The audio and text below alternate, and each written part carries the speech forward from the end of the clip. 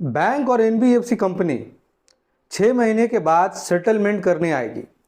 ना सिर्फ सेटलमेंट करने आएगी, कॉम्प्रोमाइज सेटलमेंट करने आएगी, जहां पर अपने लोन का 50% माफ करके आपके सामने नाक रगड़ के अपने लोन की सेटलमेंट की बात करेगी।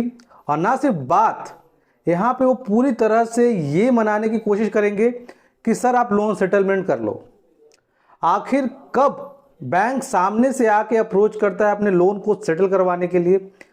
कब तक आपको रिकवरी एजेंट को पैसे देने चाहिए? आखिर अगर 6 महीने अगर आप अपने रिकवरी एजेंट को पैसे नहीं देते तो क्या आपका लोन माफ हो जाता है? आज आप लोगों में से बहुत सारे लोगों ने ये चीज़ गौर किया होगा कि जब आप किसी भी बैंक एनबीएफसी कंपनी से लोन लेते हैं, जब आपका लोन नया होता है, आप उसकी पहली किस्त नहीं दे पाते, तो उस समय रिकवरी एजेंट का जो बिहेवियर होता है वो बहुत अलग होता है।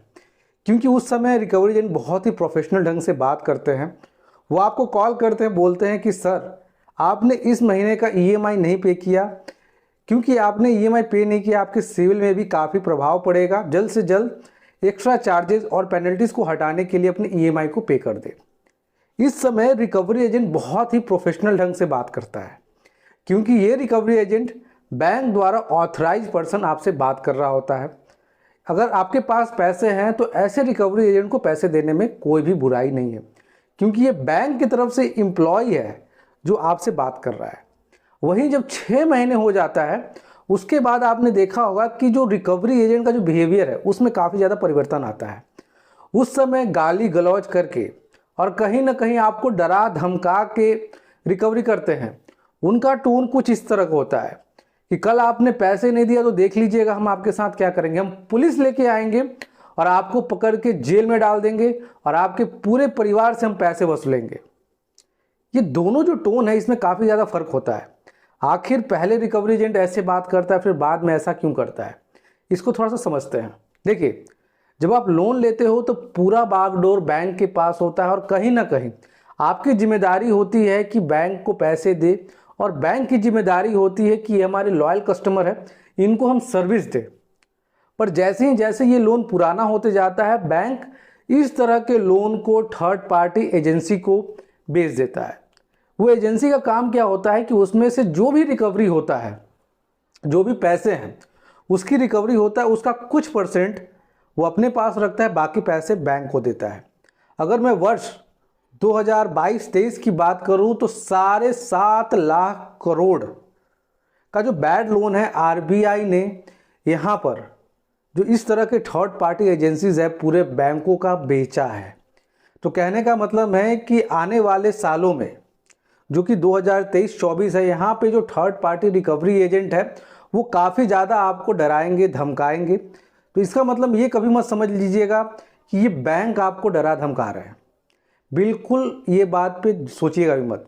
यहाँ पे क्या है कि थर्ड पार्टी एजेंसी ने एक बैड लोन बैंक से खरीदा है, अब वो अपने वसूली करने के लिए आपको डरा धमका रहे हैं। यहाँ पे कोई पुलिस नहीं आने वाला, आप पे कोई भी लीगल चार्ज नहीं ले सकते। एक लोन है जो उन्होंने खरीदा है, अब उसकी रिकवरी कर रहे हैं। अगर इस समय आपके पास कोई भी कॉल आता है और आपको डरा रहे हैं, धमका रहे हैं, अगर आपका लोन 6 महीने पुराना है तो उससे डरे नहीं, सतर्क रहें। इसीलिए मैंने इस वीडियो को बनाया है ताकि आगे कोई भी लोग इससे गुमराह ना हो। जब 6 महीने हो जाते हैं तो ऐसी स्थिति में बैंक कहीं ना कहीं ये मान लेता है कि ये पैसे मुझे नहीं मिलेंगे। तो ऐसी स्थिति के बाद जो भी कस्टमर उनके संपर्क में आते हैं वो एक सेटलमेंट कैंप लगाते हैं या लोक अदालत के थ्रू, और वहाँ उनका प्रयास यही होता है कि यहाँ पे कस्टमर को डराया नहीं जाए। यहाँ कस्टमर जो भी पैसे दे रहा है, जितना भी पैसे दे रहा है, भागती भूत की लंगोट भली, बैंक बस उसको लेना चाहता है। तो ये वीडियो का मकसद यही था कि अगर आपके पास भी पुराना लोन है, कोई भी रिकवरी एजेंट आपको बोल रहा है कि हम पुलिस बुलाएंगे, लीगल एक्शन लेंगे, तो साफ तौर पे समझिएगा यहाँ पे पुलिस का चक्कर नहीं है। उन्होंने एक लोन खरीदा है जिसकी रिकवरी के लिए वो मेहनत कर रहे हैं। आपको ये जानकारी कैसी लगी कमेंट करके बताइएगा। और कोई भी लोग मुझसे पर्सनली बात करना चाहते हैं तो स्क्रीन पे एक नंबर आ रहा होगा, आप मुझसे बात कर पाओगे अपॉइंटमेंट के थ्रू। आज की वीडियो में इतना ही रखेंगे। जय हिंद, वंदे मातरम।